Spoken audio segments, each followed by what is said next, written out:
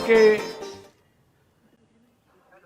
75वें अमृत महोत्सव के रूप में मनाए जाने वाले स्वाधीनता दिवस की आप सबको हार्दिक शुभकामनाएं।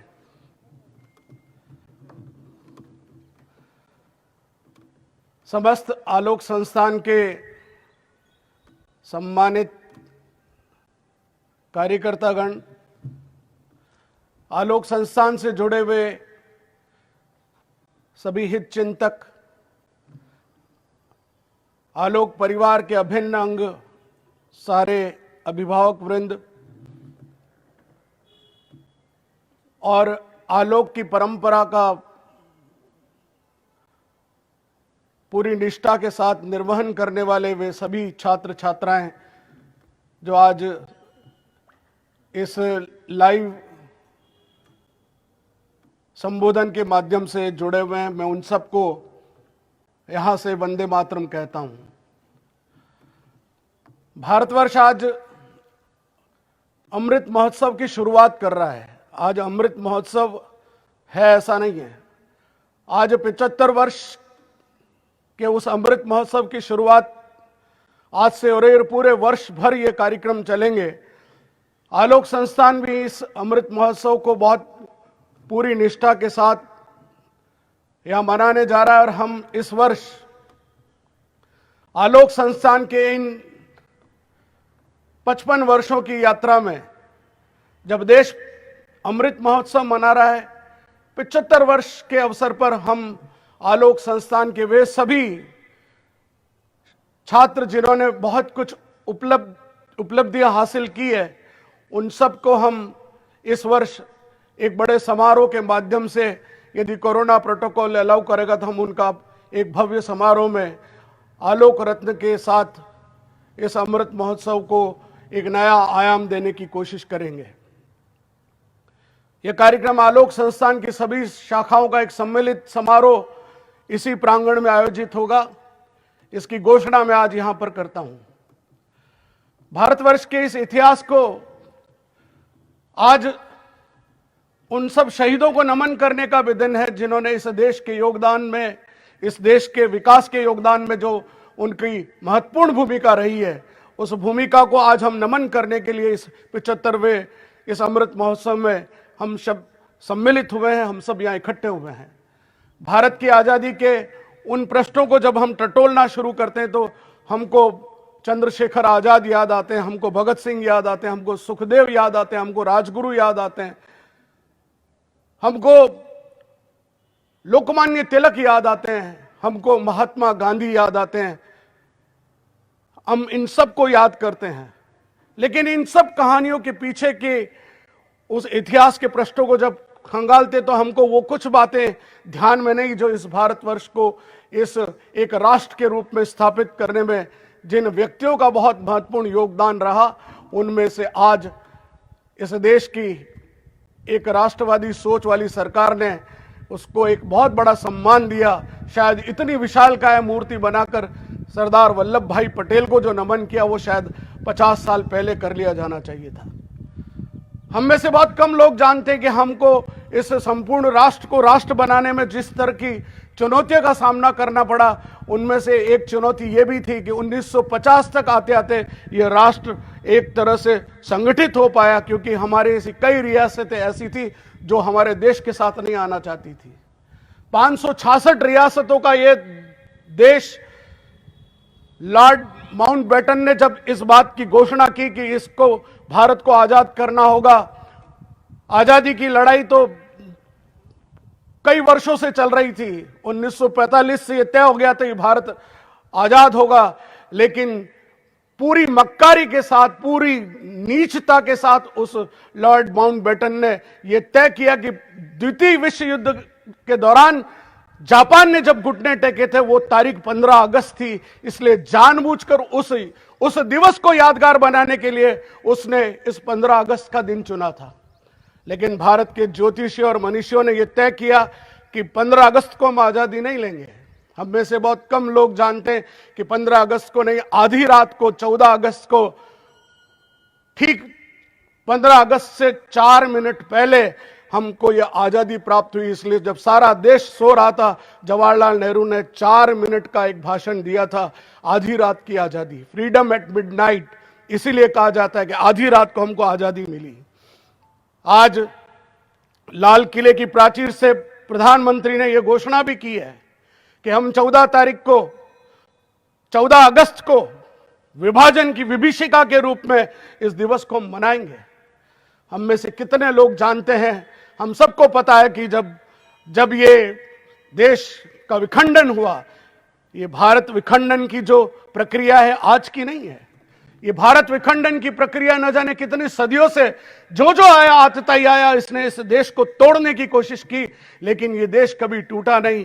इस सनातन संस्कृति में जो जड़ें हमारे इस देश की जमी हुई है वो कभी विखंडित नहीं हो पाई। भले 566 रियासतें थी, लेकिन उन रियासतों के पीछे जब लॉर्ड माउंटबेटन ने यह घोषणा करी कि जो पाकिस्तान के साथ जाना चाहे वो पाकिस्तान के साथ जाए, जो हिंदुस्तान के साथ जाना चाहे वो हिंदुस्तान के साथ जाए, और जिसको मुक्त रहना वो मुक्त रहे। ये मक्कार अंग्रेजों ने जाते जाते भी उस मक्कारी को छोड़ा नहीं, और उन्होंने अपनी बदनीयती वहां पर ये कोशिश की कि ये लोग आपस में लड़ मरेंगे और हम फिर हमारा अपना झंडा, ब्रितानी झंडा हम फहराते रहेंगे। आज उस ब्रिटेन की क्या हाल है हम सब जानते हैं। उस मक्कारी की वजह से यह हुआ, हमारी कुछ रियासतों को, मैं आज इतिहास को इसलिए टटोलना चाह रहा हूं, अमृत महोत्सव है, हम उन बातों को याद करें। वो इतिहास के पन्नों में दर्ज है, लेकिन इतिहास में पढ़ाई नहीं जाती। हमको मुगल हिस्ट्री पढ़ा दी जाती है, हमको अंग्रेजों के शासन के दौरान किया जाने वाले उस आंदोलन और कुछ चीजें जोड़कर बस वहीं तक हमारे इतिहास को सीमित कर दिया गया। हम में से बहुत कम लोग जानते कि हैदराबाद के निजाम ने घोषणा कर दी थी कि हम पाकिस्तान के साथ जाएंगे। बाहुल्य हिंदू समाज का था, लेकिन वो जाना चाहते थे पाकिस्तान के साथ। और ऑपरेशन पोलो के अंतर्गत हमारे सरदार वल्लभ भाई पटेल ने कोशिश करके उस ऑपरेशन पोलो में उन सब लोगों को यह मजबूर किया घुटने टेकने के लिए कि आपको आना है तो हिंदुस्तान के साथ आना होगा। और हैदराबाद के निजाम ने तब उस लड़ाई के बाद घुटने टेके। यह सन 2013 में 2014 में भारत सरकार ने घोषणा की, बताया कि 45,000 लोग उस युद्ध में मारे गए थे। ये भारत एकदम 15 अगस्त को नहीं बन गया। हम जिस राजस्थान में बैठे हैं, इस राजस्थान को जो स्ट्रक्चर बना है वो 30 मार्च 1950 को बना है। हम में से बहुत कम लोग जानते होंगे कि जोधपुर नरेश ने यह घोषणा कर दी थी कि मेरे पास नजदीक पाकिस्तान पड़ता है। कराची हवाई अड्डा, कराची पोर्ट, समुद्र का जो पोर्ट है वो पोर्ट मेरे नजदीक पड़ता है, इसलिए मैं पाकिस्तान के साथ जाऊंगा। उन्होंने उदयपुर की रियासत को भी कहा था कि मैं तो पाकिस्तान के साथ जा रहा हूं, आप भी पाकिस्तान के साथ आइए। मैं इतिहास के पन्नों के उस फैक्ट फाइल को निकालकर आपके सामने रख रहा हूं। यह सरदार वल्लभ भाई पटेल की कुवत थी कि उन्होंने उन सबको अपने ताबे में लिया। साम दाम दंड भेद, एक चप्पल और धोती पहनने वाला व्यक्ति जब इस राजस्थान का गठन हुआ, तब वो चांदी के सिंहासन पर वो धोती वाला, फटी धोती, पता नहीं कौन सा मैला कुचेला कुर्ता पहने हुए, पांव में चप्पल पहने हुए सरदार वल्लभ भाई पटेल वहां सचमुच एक महाराजा की तरह सुशोभित थे। उनकी इच्छा नहीं थी कि मैं चांदी के सिंहासन पर बैठूं, उनका मन था कि इस देश को एकता के सूत्र में बांध के जाऊं।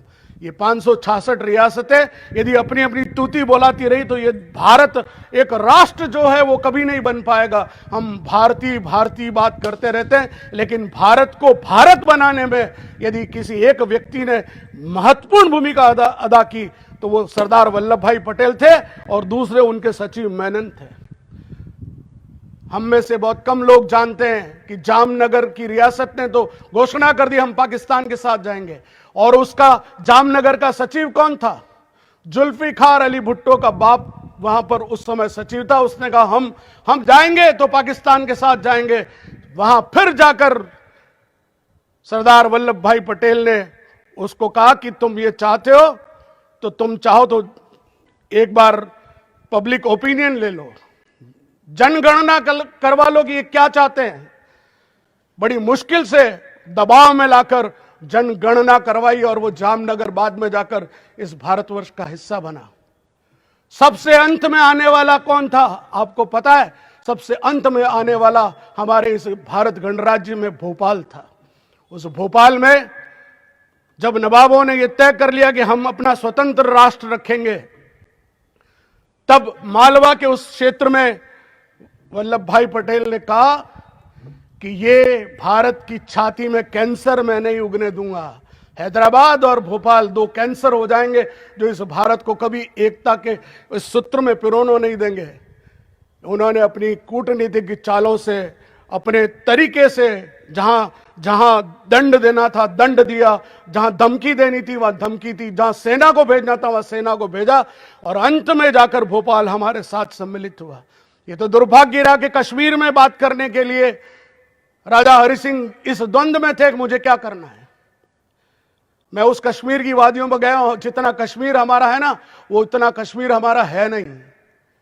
हमारे पास केवल कश्मीर का 30% हिस्सा है। असल बात तो यह है 70% हिस्सा पॉक में है। पॉक यानी पाक ऑक्यूपाइड कश्मीर। उन कबालियों ने जिस समय हरि सिंह ने कहा मैं आपके साथ विलय की घोषणा नहीं करता हूं, जवाहरलाल नेहरू की जिद थी कि नहीं आप पहले इसमें विलय की घोषणा करो तो हम सहयोग करें, तब तक पाकिस्तान ने पाकिस्तानी सैनिकों को कबालियों के वेश में भेजकर पाकिस्तान ने उस कश्मीर के 70% हिस्से पर कब्जा कर लिया। उसके बाद हमने सेना भेजकर, और उसके बाद हरि सिंह मजबूर हुए कि मैं भारत में विलय की घोषणा करता हूं। बाद में वो धारा 370 लगी और 2000 ये हमारा सौभाग्य रहा कि हमारी इस लोकप्रिय सरकार ने इस 17-18 में आकर इस धारा 370 को खत्म किया, और आज वो भारत का अभिन्न अंग है और हमको उस पर गर्व है। आज जो कुछ तालिबान के नाम पर हो रहा है उस पर भी चिंता करने की जरूरत है। चिंता हमको इसलिए करने की जरूरत है कि जिस बॉर्डर पर 5 देशों की सीमाएं आकर मिलती है, हम सोचते हैं हम सुरक्षित हैं, हमें क्या करना वहां क्या हो रहा है, लेकिन हमको नहीं पता है कि ये कश्मीर का जो हिस्सा है, ये अफगानिस्तान से जो कनेक्टिविटी है, वो सारे चाइना और ये उनकी मक्कारी है कि वो चाहते हैं कि वहां पर ये तालिबान का कब्जा हो और वो अपने वहां पोर्ट तैयार कर सके, आने वाले समय पर हिंदुस्तान पर दबाव बना सके। भारतवर्ष अफगानिस्तान को यूं ही सहयोग नहीं करता। मानवता तो है लेकिन उसके पीछे सामरिक दृष्टिकोण भी है। ये सब तथ्य हमको उन बच्चों को समझाने की आवश्यकता है। इतिहास के उन पन्नों को टटोलने की आवश्यकता है कि हमने भारतवर्ष में जब जब हमें सहिष्णुता का पाठ पढ़ाया जाता है, हम अहिंसावादी है ये बात कही जाती है, लेकिन जब भी हमारे ऊपर कोई आतताई आकर आक्रमण करता है वो यहाँ आकर राज करने लग जाता है और हम उसकी महिमा मंडन करने लग जाते हैं। उन मुगलों का महिमा मंडन करने की आवश्यकता नहीं है।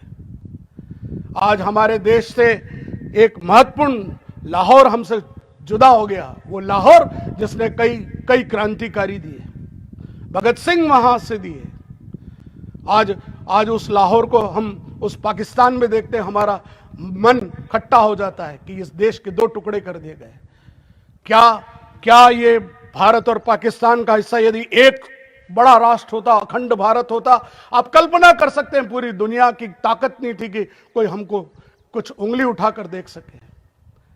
आज हम जिस मुकाम पर हैं, आज हम प्रगति के पथ पर हैं, आज हमारा देश जिन नई ऊंचाइयों को छू रहा है, आज ओलंपिक के उन खिलाड़ियों का सम्मान देश में पहली बार प्रधानमंत्री ने अपने समकक्ष बिठाकर उनको जो सम्मान दिया है, ये खिलाड़ियों का सम्मान है, ये खेल का सम्मान है, ये उस राष्ट्र भावना का सम्मान है। जब एक व्यक्ति तिरंगा लेकर मैदान में दौड़ता है तो हम सबके सीने चौड़े हो जाते हैं। जब वो मेडल, भारत की हॉकी टीम ने जब मेडल जीता, वो किसी कम गोल्ड मेडल से नहीं था, तब हमारी आंखें खुशी से भर आई कि वाह क्या कमाल कर दिया है।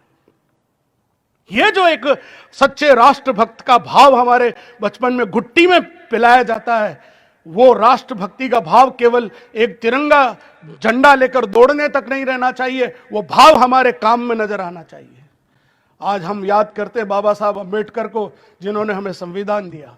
आज बात करते हैं हम महात्मा गांधी को, जिन्होंने सत्य और अहिंसा पर चलने का मार्ग हमको बताया, पूरी दुनिया उनके सामने नतमस्तक होती है। आज भारत का प्रधानमंत्री लाल किले की प्राचीर पर झंडा फहराने से पहले महात्मा गांधी की उस समाधि पर नतमस्तक क्यों होता है? क्योंकि वो महात्मा गांधी बैरिस्टर थे। वो बहुत अच्छे सूटेड बूटेड कपड़े पहनकर उन्होंने साउथ अफ्रीका में अपनी प्रैक्टिस की, लेकिन उस चित्र को कोई नहीं याद करता।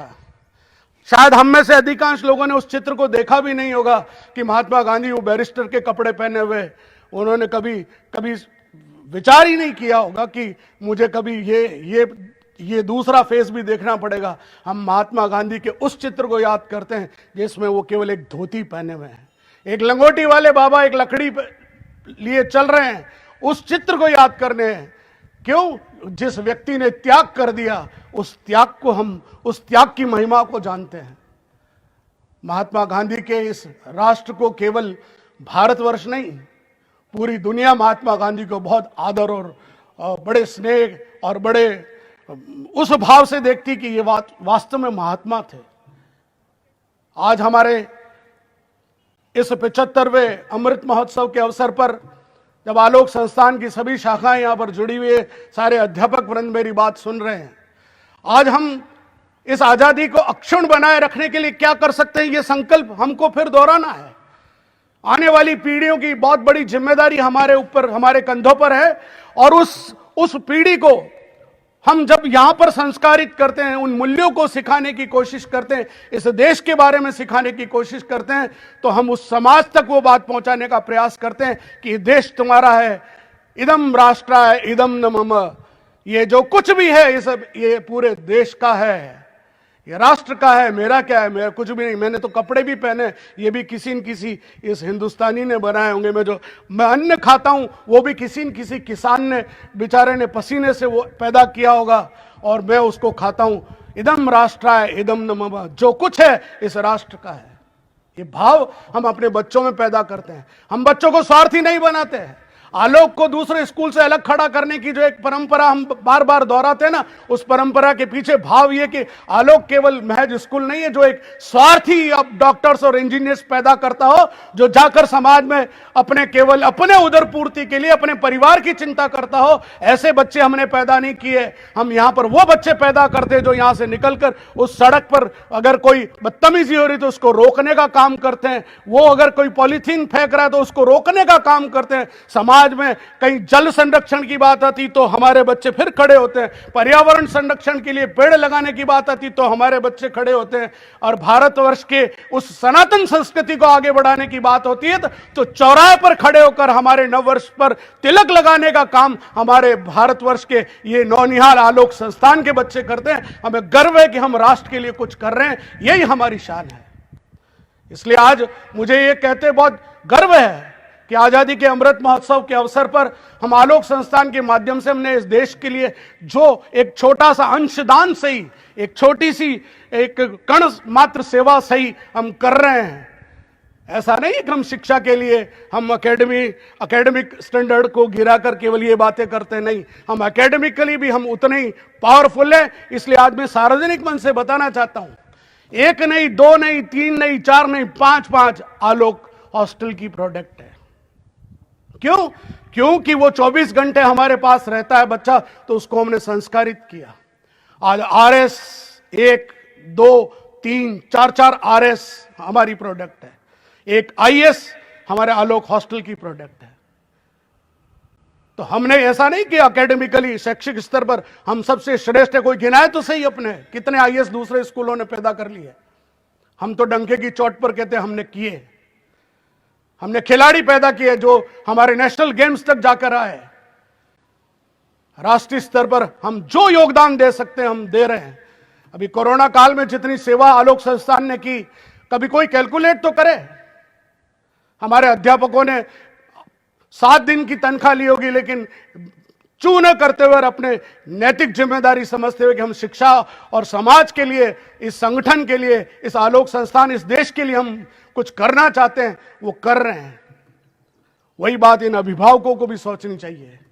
ऐसे समाज संगठन में कल मैं जब एक गणित की IITN जोधपुर ने कुछ मैथमेटिक्स की लैब का निर्माण किया, वहां मुझे बुलाया गया था।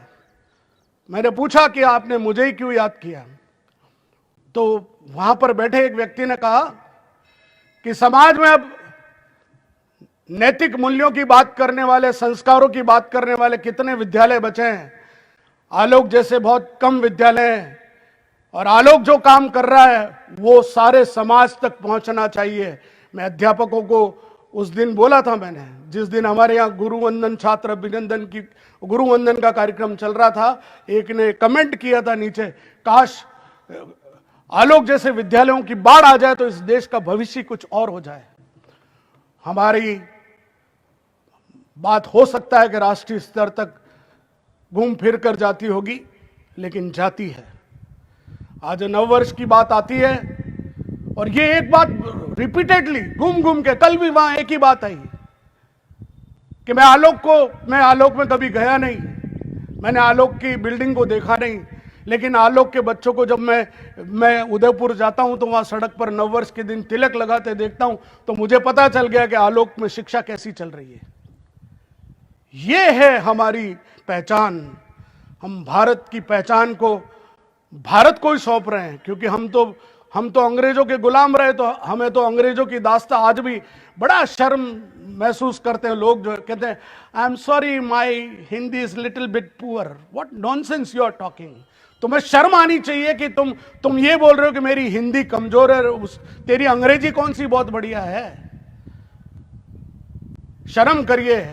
आप फ्रांस में चले जाइए और वहां कभी अंग्रेजी में बात करके देखिए, वो आपको दोयम दर्जे का समझेगा। ऐसा नहीं कि वो अंग्रेजी नहीं समझते हैं, लेकिन वो अपनी भाषा के प्रति गर्व की अनुभूति करते हैं। आप चाइना में चले जाइए, कहीं अंग्रेजी में बात करके देखिए, बात करना ही पसंद नहीं करते।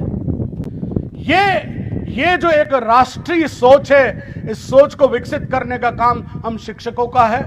इस सोच को विकसित करने का काम उन अभिभावकों का भी है जो ये सोचते हैं कि भारतीयता में पता नहीं पिछड़ापन है। अरे भारतीयता में पिछड़ापन नहीं है, अब भारतीयता में ही सारी दुनिया का भविष्य छिपा हुआ है। आज प्रधानमंत्री मोदी बार बार उस बात को दोहराते कि हमें पोलियो की दवा लाने के लिए 25 साल लग गए, मांगते मांगते हम लुटपिट गए। 25 साल बाद हमको पोलियो की दवाई, तब तक न जाने कितने पोलियो के मरीज इस हिंदुस्तान में अपंग हो गए। आज भारतवर्ष में 1 वर्ष के अंदर कोरोना काल में हमने वैक्सीन बना भी दी और लोगों को भेज भी दी। ये नया भारत है, ये नया भारत है। इस नए भारत में नई सोच है, और नई सोच के साथ जो विश्व का सबसे युवा देश है, युवाओं की संख्या जिसमें सबसे ज्यादा है, वो भारतवर्ष है। ये गर्व की बात है। उस युवा को केवल एक आह्वान करने की जरूरत है। उस बात को जो स्वामी विवेकानंद ने कहा था, उत्तिष्ठत जागृत, अब समय आ गया है, अब उठ तो गया है, अब उत्तिष्ठत जागृत, और अब दौड़ पड़िए, चल पड़िए, भागिए, हमारा समय आ गया है। भारत विश्व गुरु होगा नहीं, हो गया है। अब ये कहना शुरू करिए कि भारत विश्व गुरु हो चुका है। बस मैं, चूंकि मेरा समय, मैंने 20 मिनट अपना लेना था और मैंने संभवतः अब 20 मिनट में पूरी अपनी बात कही।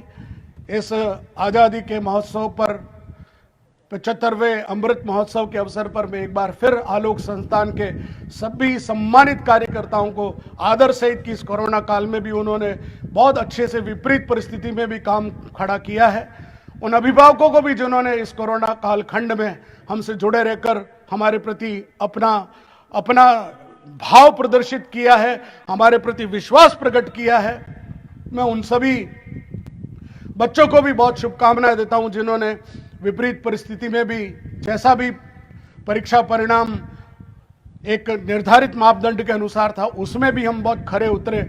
हमारे कई बच्चे 90% से अबू लेकर आए।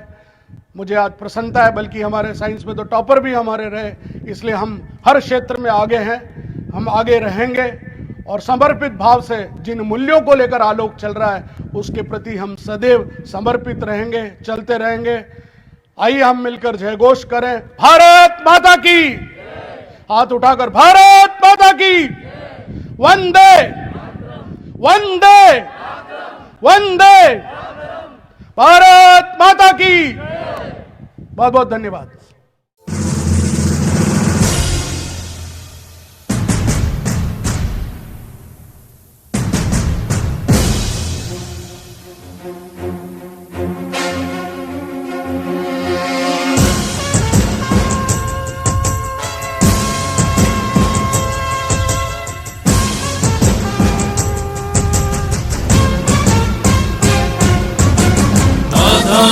आती है आए, गिरे प्रलय की घोर घटाए, पाँव के नीचे अंगारे, सिर पर बरसे यदि ज्वालाएं, निज हाथों में हंसते हंसते आग लगाकर जलना होगा, कदम मिलाकर चलना होगा,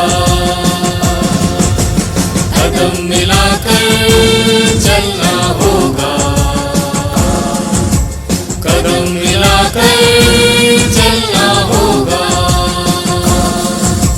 कदम मिलाकर चलना होगा, कदम मिलाकर चलना होगा।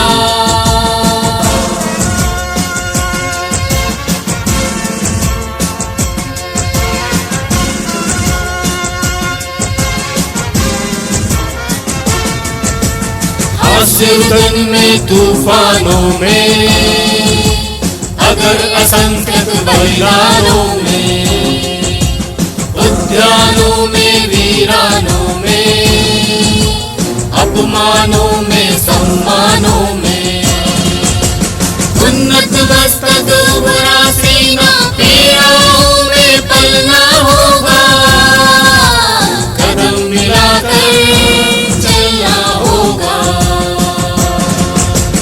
कदम मिलाकर चलना होगा, कदम मिलाकर चलना होगा, कदम मिलाकर चलना होगा, कदम मिलाकर चलना होगा।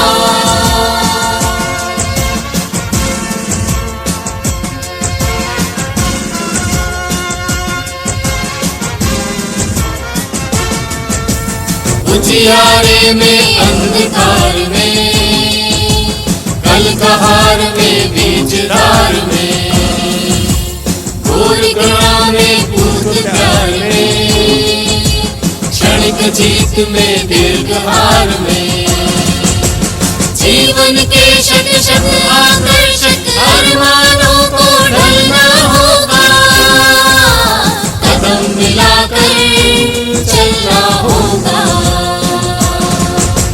कदम मिलाकर चलना होगा, कदम मिलाकर चलना होगा।